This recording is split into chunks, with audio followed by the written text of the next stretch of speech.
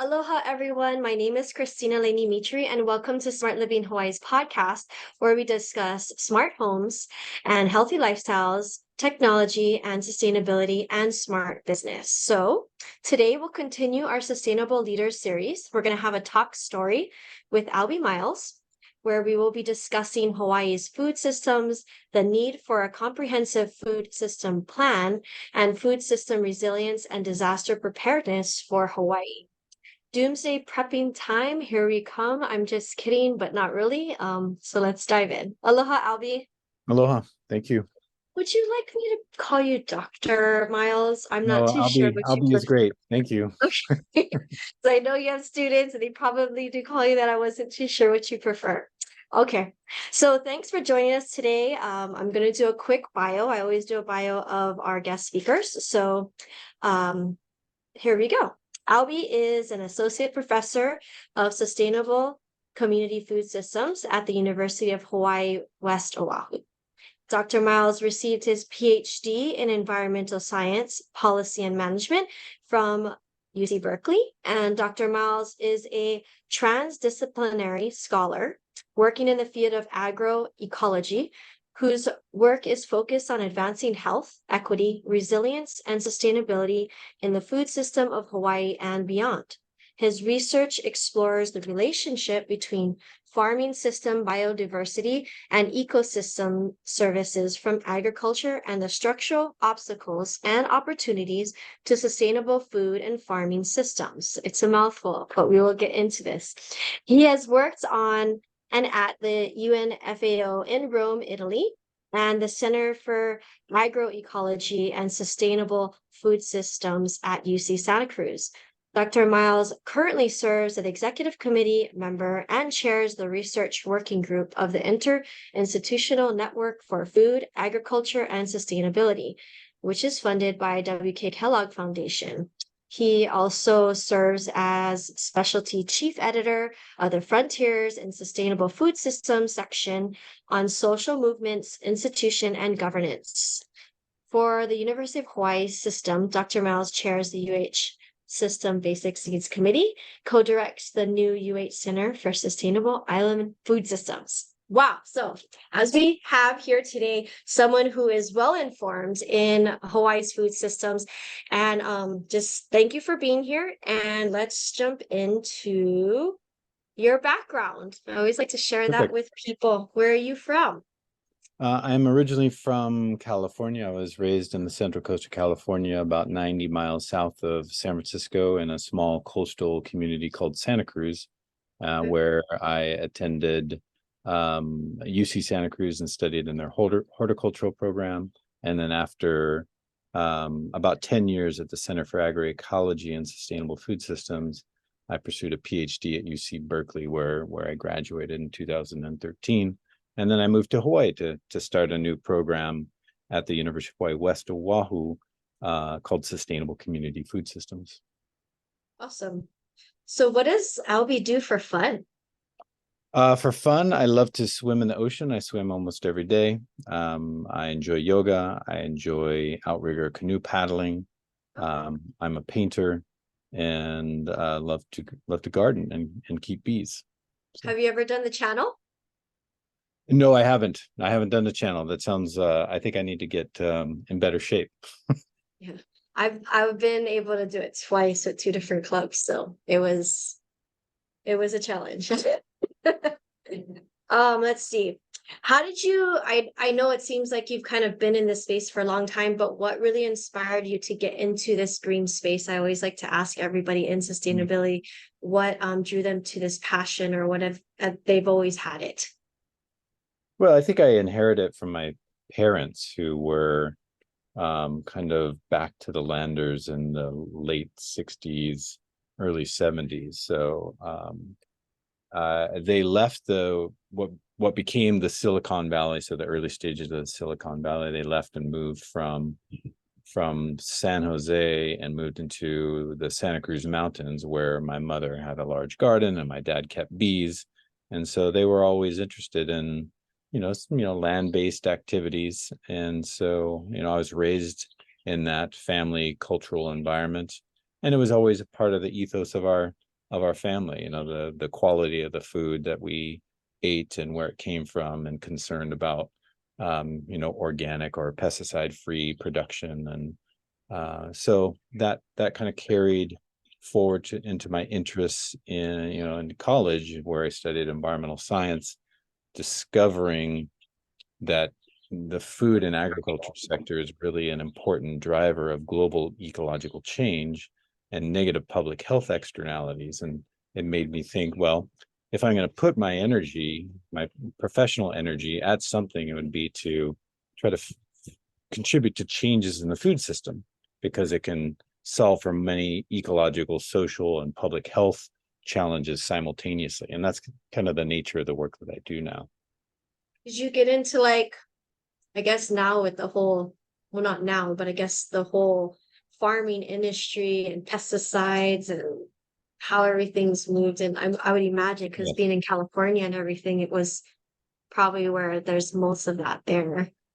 Well, that's exactly right. That was kind of the origins of my concern, is as a student of biology and environmental science, as I traveled around different parts of the world, I learned about the negative environmental impacts of modern industrial agriculture, including pesticide use, fertilizer use, intensive tillage, and so forth.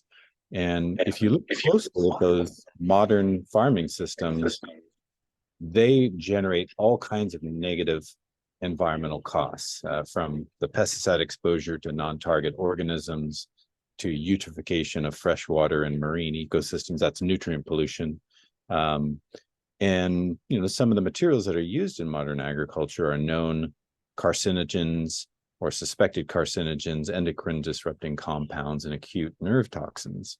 And so as I began to understand food and agriculture systems as generating negative outcomes, I began an interest in exploring scientifically what are the alternatives. And so we know that modern industrial agriculture is very productive, but it's bringing with it a lot of hidden costs. And so I was very interested in what is the science of what today is called agricultural ecology. So that's my training at Berkeley, was with a founding figure in agricultural ecology, or agroecology. His name is Miguel Altieri. And I also worked with agroecologists at UC Santa Cruz. And what their approach to studying scientifically agricultural systems in particular is, how do we use our knowledge of the science of ecology, the study of interrelationships that exist within living systems and the physical environment? How can we apply that theoretical ecological knowledge to the design and management of more sustainable agricultural systems? And so that's where my work in graduate school really directed me toward. Awesome. So where I'd like to take this conversation today is to focus in on what Hawaii is doing, or should I say not necessarily doing yet, in how we can really learn about a plan to what we can do to become more sustainable as a state. Should there something that goes wrong, or just everyday living, that we can have more food here, supplying food here for our people.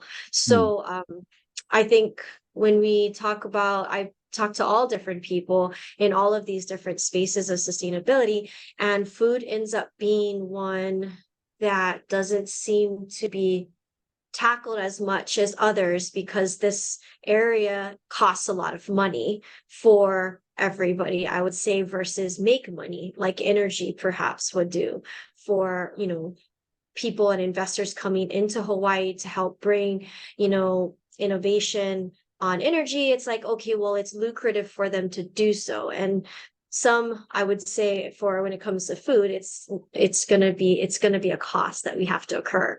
So it's just kind of I wouldn't say fall into the wayside. It's just not top priority for everybody, although it should be. So yes, so I know, let's dive into, I guess, the food systems. I guess I was reading that you had this summit at the beginning of January, and I guess, right? Didn't you have one at the beginning of this year? And then now you're going to have one in December on the Food System Summit, to prepare for the coming legislation set, right? So could we explain a little bit what you guys pulled together in January, and I guess the plan that you guys put together, and I was looking through it and everything online with like the 3 different themes, and kind of explain what you guys put together, why, and we could even go through it, because I think it's really important for the people of Hawaii to know what's already being worked on and how we can support it if this is something that people are on board with, and kind of share all of you guys really put a lot of thought into this, so I really want to share the details of it if we can.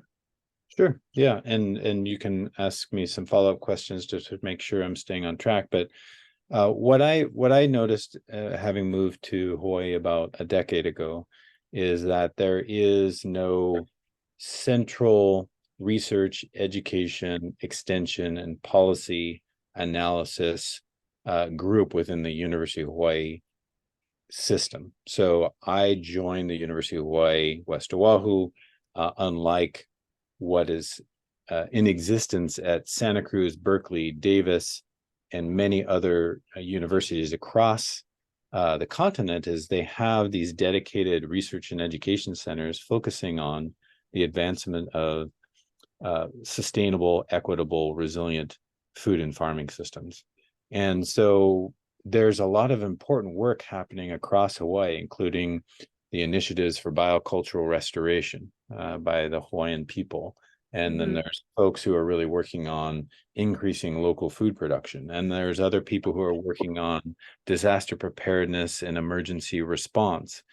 And because the food system is a nexus for so many of those issues, public health and nutrition, household food security, social equity, unless we have a more common vision, and unless we begin to pull together, including the University of Hawaii, the private sector, all the NGO actors that are working on different aspects of the food system, we're not going to make the necessary progress, or at least as rapidly as needed, to tackle these real world challenges that we face as a result of the modern food system that we have here in Hawaii. So in a couple of years ago, 2019, we received some funding from the U.S. Department of Agriculture to launch a new initiative. We call it Transforming Hawaii's Food System Together. And there was additional funding provided by the Kellogg Foundation. And the intention was to do a number of things, and I'll get to the summit, which is one component of this overall work. The idea behind the Transforming Hawaii's Food System Together initiative is to begin articulating an outline of a state-level food system plan, or charter, they're called in different states. 18 states across the continental U.S. have state-level food system plans or charters. Hawaii doesn't have anything like that. And as I mentioned, there's no center or institute within the University of Hawaii that's really focused on the food system.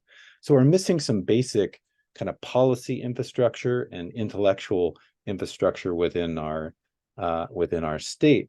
And so we've been pushing to advance a state-level food system plan. And that's one of the major pieces of legislation that we hope to have pass this coming legislative cycle. So last year, the state-level food system planning bill was called HB 308, and it's requiring the Department of Agriculture to facilitate the outlining of a state-level food system plan or charter. Ultimately was unsuccessful, though it passed all the way through to almost the very end. This year, we're going to reintroduce it. And in summary, it's a state-level food system plan that is to be facilitated by the Department of Agriculture and perhaps co-chaired by the Office of Planning and Sustainable Development, to tackle multiple issues in the food system simultaneously. So food security, public health and nutrition, biocultural restoration, climate change adaptation, because these things all are common issues in the food system that through modification of the food system we can tackle simultaneously. So the Food System Summit, going back to that, the Food System Summit is really intended to convene a broad stakeholder network across the islands and come together and look at all the policy ideas we think are important, that are being queued up by state legislators, that have important touch points on the food and agricultural system of Hawaii. And what we ask everybody to do at the summit is listen to the state leaders and policymakers, and what are their ideas and what are their priorities moving forward, to inform the stakeholders, and the stakeholders also to put forward their priorities. And then collectively we go through a ranking process, like what are the most important policies that we collectively as a community of researchers and policy specialists and NGO leaders and farmers, what are the things that we think are most important to pass? And we encourage people to track those bills and weigh in if they feel so compelled with testimony to ensure that those things are passed and their state leaders know that these are important to them. So that's what we did last year. We went through this ranking process, the state level food system plan or charter idea that turned into HB 308 was the #1 priority coming out of the summit.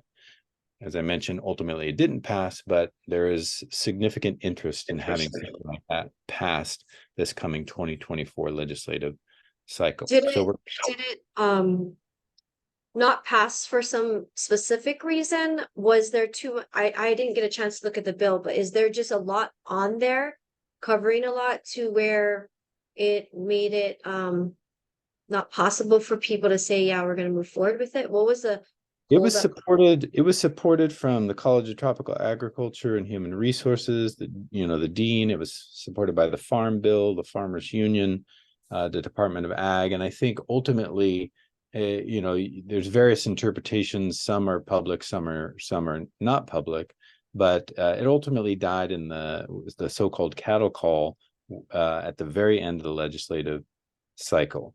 So I think the constructive criticism that we received was that some people who were backing the bill ultimately decided that it was a little too unwieldy, the process that was being proposed. There was too many people involved. It needed to be pared down. There's questions about pegging the food system plan to the UN Sustainable Development Goals. People needed to understand why that was the case. So we've been doing some of that work now to help people understand the nature of what was being proposed and weighing in to help people understand why this is important. So we've been having those conversations with the different policy leads and agency leads across the state, and we hope that they'll be able to provide support this legislative session. So I think we'll be able to make the corrections that are necessary in order to get the support of all the key actors. That is our hope. Yeah. Awesome. Okay, so let's see. Maybe we can jump into, from my understanding, there were, I guess, 12 policy priorities, and it turned into 3 themes. And those 3 themes of this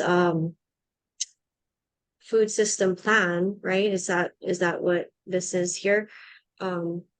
It's interesting to hear kind of like, if you wanted to walk us through the different themes. Do you have that up somewhere? Oh yeah, give me a second and I can pull that up. Because it covers a vast amount of things that I think all of us would really be interested in seeing come through fruition. Yeah, for sure. So at our, again, the initiative is called Transforming Hawaii's Food System Together. You can find it online. And if you go to the Food System Summit, you can find the proceedings from the 2023 summit. And we're having our next summit in this December in anticipation of the 2024 legislative session. So last year, again, going back to last year's legislative cycle, or I guess I should say this year's legislative cycle, there was 3 major themes. And the first theme was food system planning, governance, and accountability. And so we clustered these ideas that policymakers and key stakeholders put forward into three major themes. They're food system planning, governance, and accountability. The second theme is support for farmers and sustainable local food production. And the third theme is around food access and security for vulnerable groups. And so if you just listen to those three themes, it's about planning, it's about supporting our local farmers to engage in more ecologically sustainable production. And it's also about making sure that all of our community members have access to the quality foods that are being produced, not only here in Hawaii, but produced anywhere, because we have fairly high rates of household food insecurity that were exacerbated during the COVID-19 pandemic.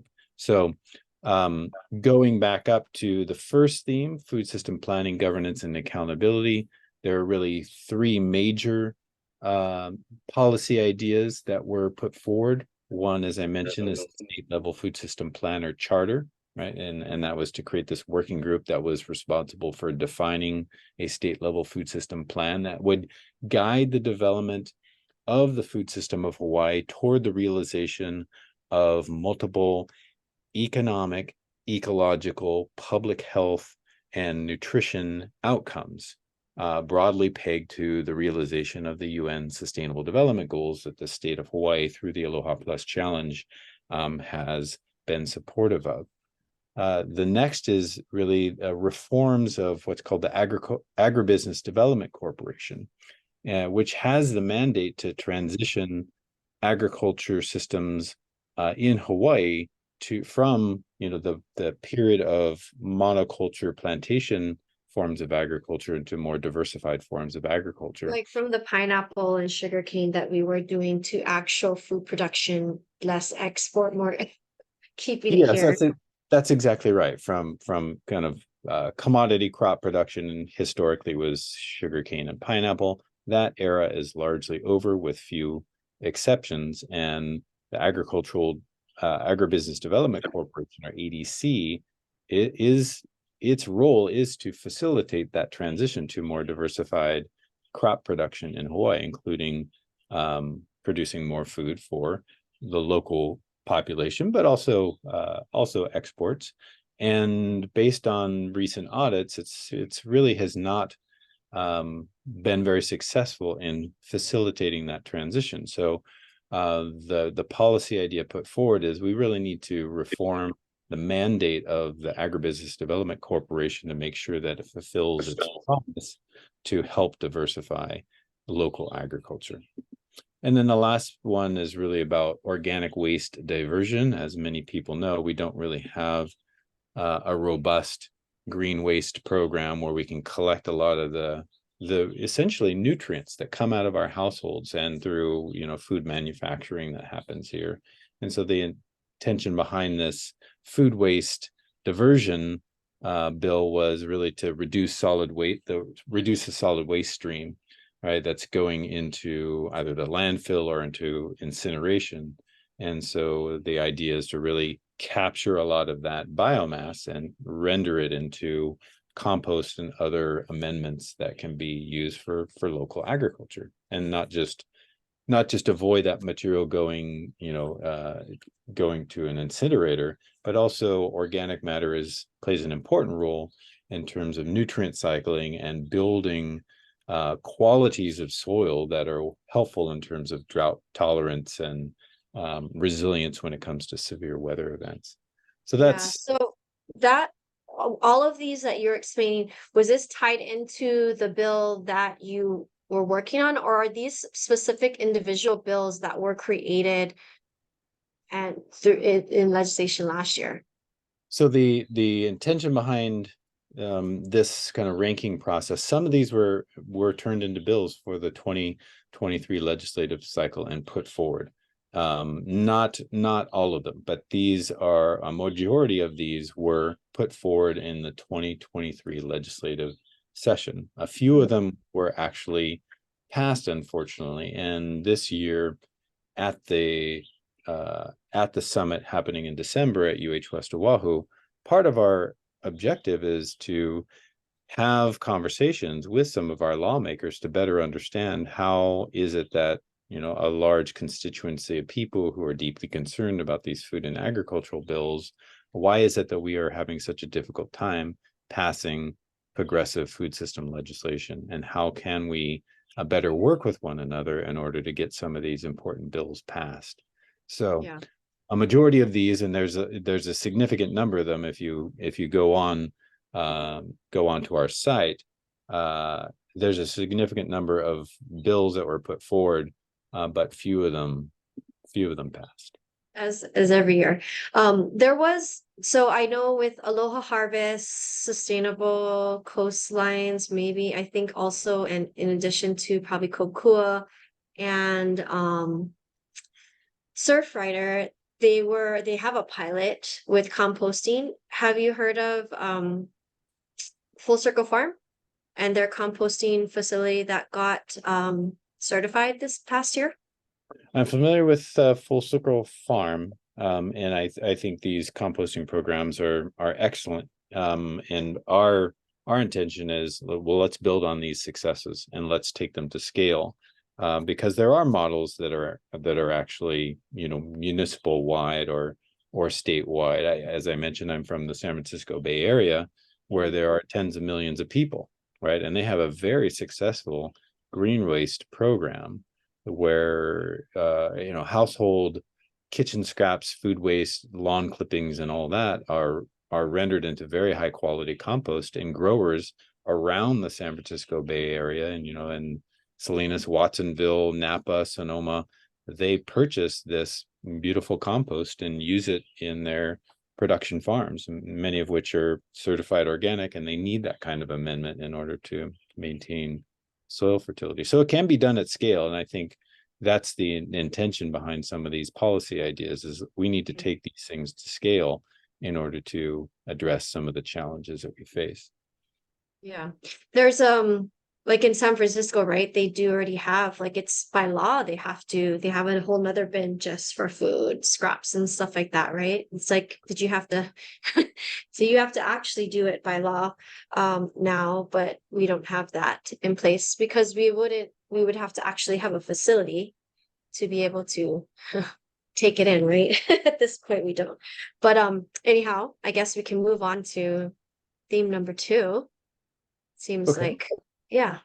And theme number 2 is really support for farmers and sustainable local food production. And so there's, you know, quite a cluster of policy ideas that were put forward, including a qualified farmer program that expanded tax incentives for farmers beyond the exemption of fuel tax. There's a range of incentives in order to help farmers become more economically viable here in Hawaii. And so there is a number of criteria that the growers would have to meet in order for them to receive some kind of incentive. But the idea is, because Hawaii agriculture is challenging in terms of its economic profitability, what can we do in terms of policy instruments to support farmers in maintaining their economic viability? Another is supporting the farm to school program.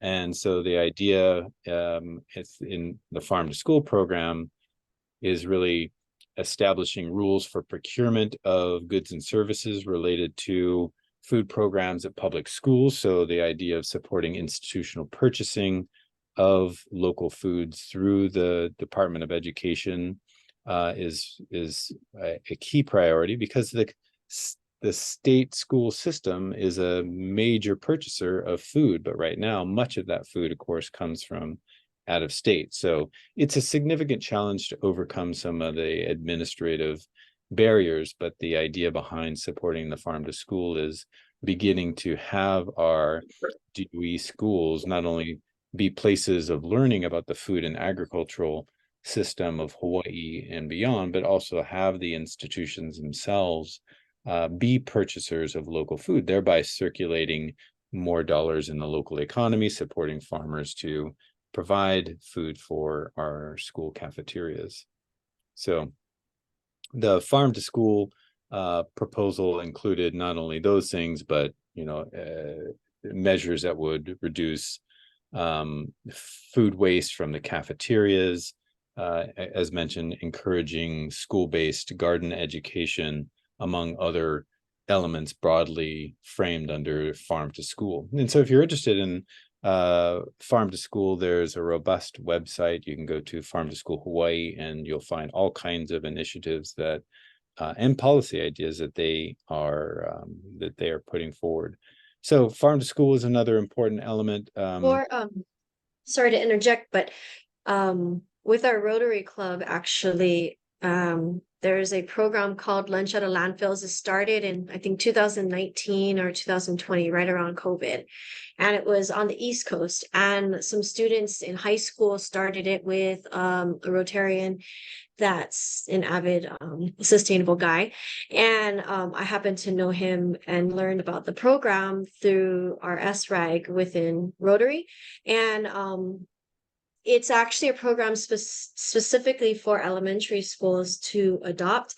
And I was just wondering, normally the way they would work is that they would have a Rotaract club that's Interact club that's part of a high school, and then you'd get that high school to work with a close by elementary school and help with this lunch out of landfills program that helps with the food waste that comes out of their lunches and helps divert the food waste by like 86%. But I was wondering if there was a way, since it's probably on the docket to really help with the DOE and make this happen, if you knew anybody that I could talk to directly to potentially create a pilot for this, and then also work, I would end up working with Aloha Harvest, and then also Full Circle Farm, because we already talked about it, but I didn't know who to talk to in the DOE that would be on this farm to school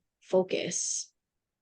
But anyhow, something Well, worth. I would contact the lead of the farm to school work, Lydie Bernal, who's in the College of Tropical Agriculture and Human Resources. Dexter Kashida, who's now at the Department of Agriculture. He spent a considerable amount of time trying to get the DOE to serve as an institutional purchaser of local food. I think between those two people, you would find a wealth of information and strategies. So Lydie Bernal and Dexter Kashida. All right, awesome. Well, I will reach out to them and see if we can get this started as a pilot. It'd be really cool. They're actually on the East Coast in their town. They've got funding now for like 14 to 15 schools for this program, and it is diverting about 86% of the food waste in the school system. So for the elementary schools, because they don't really end up eating all their food. So it's and they do it themselves. It's pretty cool. But anyways, sorry to divert, but I was just curious. So moving on to the next phase of theme 2. Summarize the last part. As your listeners will recall, there was 3 themes that we were focusing on. The last theme is really about food access and food security for vulnerable groups in Hawaii. And so, as context, depending upon the outfit that conducts the research, we have somewhere between on average about a 9 to 11% rate of household food insecurity. That's kind of averaged across all of the state, according to the U.S. Department of Agriculture and their Economic Research Service. Different scholars at different times have shown that there's much higher rates than that, which would be logical given that we have an adjusted poverty rate of 14% here in Hawaii. So it's somewhere around 9 to 14% rate of household food insecurity. And then of course, when there are economic crises like COVID-19, then that rate of food insecurity goes up considerably, because even though COVID-19 was a public health crisis, it was also an economic crisis, right? Because of the economic shutdowns that were required. Many people lost their jobs, at least on a temporary basis. And of course, their income bottomed out. And because we are all net food purchasers, with few exceptions, then if you lose your job and your household income plummets, then it's difficult for you to afford many things, including food. So in economic downturns, and this is shown from the 2007, 2008 economic recession, is when there's a contraction of the economy from one reason or another, the rates of household food insecurity go up. So to counter the chronic rate of household food insecurity, there's a couple of mechanisms that are being put forward under kind of enhancing food access. And one is increasing the amount of funding by the state of Hawaii for what's called these double up bucks programs.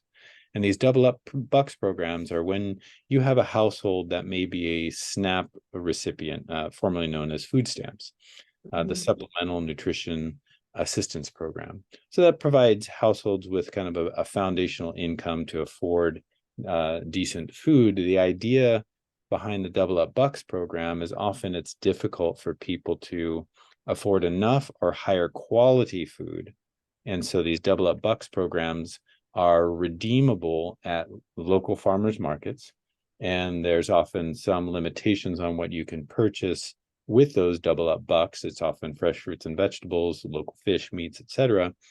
And by doing this, we're taking state dollars, getting into the hands of households and communities that may be food insecure, and may also, because of their limited disposable income for food, may be eating a lower quality diet, which can contribute to higher rates of chronic illness. So the idea is, how can we solve for multiple challenges simultaneously? So if we increase the amount of money in these double up bucks programs, that means circulating more dollars in our local economy, meaning agricultural economy, making sure that people have access to higher quality foods, and potentially reducing the rates of chronic illness.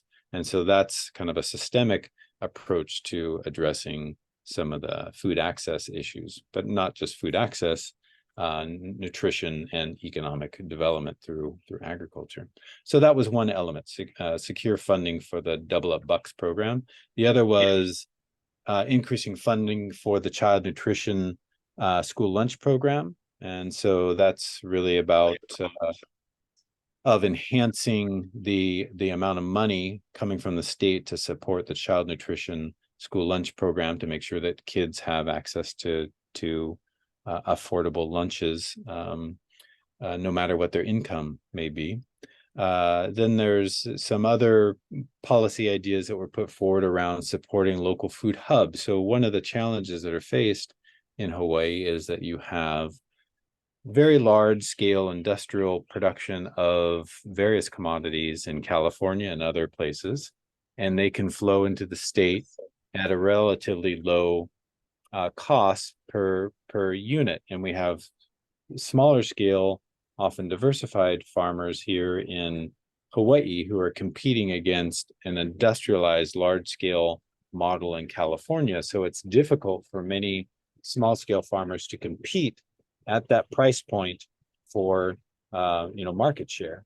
So food hubs are organized for multiple reasons, but one is to aggregate commodities that are being produced by multiple smaller scale actors and then sell those commodities to larger markets, right? That a small scale diversified operator by themselves could not access that market.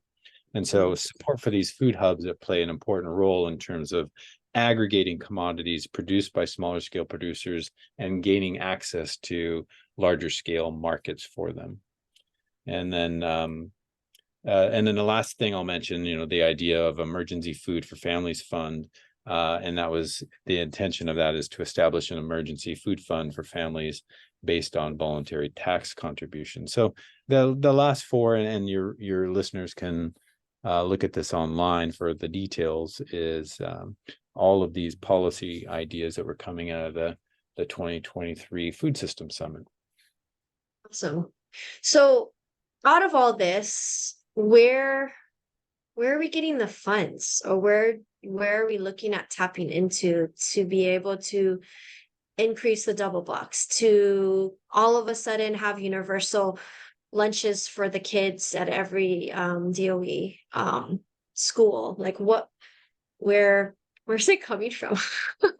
Or Well, it how has are to we come from, has to come from the state gonna? budget, right? Yeah, So we can change some of our tax laws in order to perhaps tax some of the people who have, their tertiary luxury home here in Hawaii and drawing upon some of those resources. But we can also tax some of the, or utilize some of the existing state budget that comes from our tax revenues and distribute that to what is arguably some really urgent needs, which is feeding children. So we all know that there's competing interests for how the state budget is allocated. And I think many would argue that feeding children an adequate diet so their brains can develop and they can actually focus in school and become a productive citizen might be something we want to take a little bit more seriously. So, yeah. Do you know how much money we're talking if we were to do something like that universal lunch? I mean, I am a big proponent of it because I think it's necessary. When I worked in South Central for the Salvation Army, with kids there that were off track, they joined and their parents put them into our programs when they were off track just because they were at schools, but it was so that they could get 2 lunches, 2 meals a day. So they would get the lunches that were already provided for them at the schools that have universal lunches, for breakfast and lunch. And if they didn't come to our program, then they just wouldn't have breakfast and lunch. They'd get whatever they could fend for at their house. And that was just like heart-wrenching to see. And I don't know where we're at with what, a lot of kids that can't afford food with their homes, they do get vouchers. But, I know during COVID, every kid had the opportunity to come to school and get free lunches. But I wasn't too sure how much actually it costs budget-wise, because it seems like a lot. yeah, I don't know the exact price tag. That might be a question for Lydie Bernal or Dexter, who might be closer to that Mhm. conversation than I. Cool. I know Governor Green had mentioned something about putting together a transient tax, or like increasing the transient tax for a sustainable, I guess, initiatives fund or something like that, to generate about $125 million per year. So maybe that might actually happen and people could bid in for that. But yeah, I think the biggest thing is funding, and I just where it's going to come and what's going to get cut in order to make this happen, to be honest. So, Mhm. um, do you have anything else that you would like to share with our listeners? Because I know we did kind of just recap everything really quick, but with the work that you're doing separate from this, perhaps, that you feel would be great for our listeners to know about, anything you'd like to share?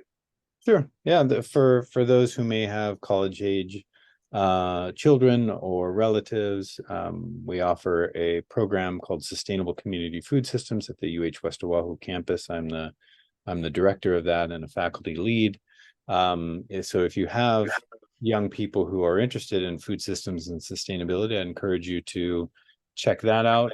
Again, the Transforming Hawaii's Food System Together initiative, you can find that online, where it covers all of the details that we skimmed over in this brief conversation, including key details about points of vulnerability in the food system coming out of COVID-19, some of these policy recommendations, also jobs that are in the food and agricultural sector. So as this conversation is evolving, not just here in Hawaii, but also nationally and internationally, increasingly state agencies, city and county government, universities are hiring people to do the kind of work that I've been doing now for decades, which is, working at the intersections of food, agriculture, public health, climate change adaptation, and mitigation.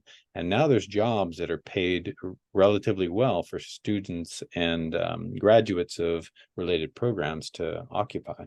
So check out that website. I think it's a super important resource. And then for those who are familiar with it, the Aloha Plus Challenge is an important resource to monitor the state's progress relative to our own state sustainability goals, and how do those state sustainability goals relate to the realization of the UN Sustainable Development Goals. And I'm working with the Aloha Plus Challenge team to build out a new food system dashboard that will help us track our progress on both zero hunger, sustainable agriculture, public health and nutrition, climate change adaptation, and mitigation.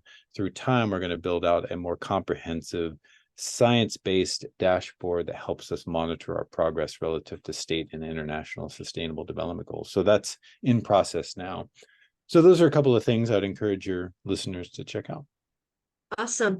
Well, I'll have the more information on the Food Systems Summit. I'll have the link there of this website that you guys can check out. It's a pretty long website, so I'll just go ahead and add it to the stuff down there. Is there any other ways that they can get in touch with you if they would like to reach out to you? What's the best way to reach you? Yeah, so my email is albie, ALBIE at hawaii.edu. Again, albie, ALBIE at hawaii.edu. You can email me with your questions. Okay, well, thank you so much for your time, You're and very welcome. everybody got to hear a little bit more. If you want to dive in deeper, we'll send those links. Okay, well, thank you so Okay. much, Albie. I'll talk to you soon. Aloha. Mahalo.